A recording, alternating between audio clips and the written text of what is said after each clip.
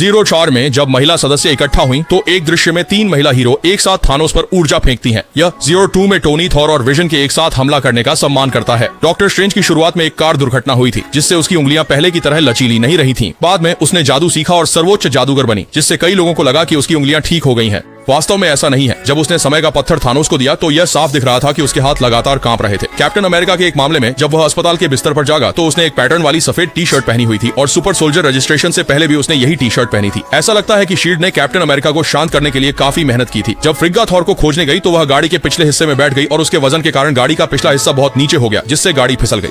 और जब वह गाड़ी से उतरी तो गाड़ी का अगला हिस्सा ऊपर उठ गया। फिल्म के 3 में लोकी ने स्पेस स्टोन उठाकर थनोस से कहा, हमारे पास हल्क है। आखिरकार हल्क बाहर आया और थनोस को मार दिया। और फिल्म के 1 में आयरन मैन ने भी लोकी से वही बात कही थी। फिर लोकी को हल्क ने एक बार गले लगाने के लिए पकड़ लिया। 04 में सभी लोग अनंत पत्थरों के लिए समय में पीछे ज़ीरो एंड में गए, क्योंकि उस समय के उच्च पदों में 9 सिर वाले सांप घुसे हुए थे, जिसने लोकी की छड़ी और ब्रह्मांडीय जादू की व्याख्या की। क्योंकि यह हाइड्रा के हाथों में चला गया, इसलिए 02 में शुरुआत में वह संघर्ष हुआ। 03 में विजन ने 08 की योजना को सफल होने से रोकने के लिए अपने सिर के पत्थर को नष्ट करने की योजना बनाई, लेकिन कैप्टन अमेरिका ने उससे कहा, हम कभी किसी को नहीं छोड़ते। बाद में जब कैप्टन अमेरिका दुश्मन के दबाव में था, विजन ने समय पर उसे बचाया और वही बात दोहराई।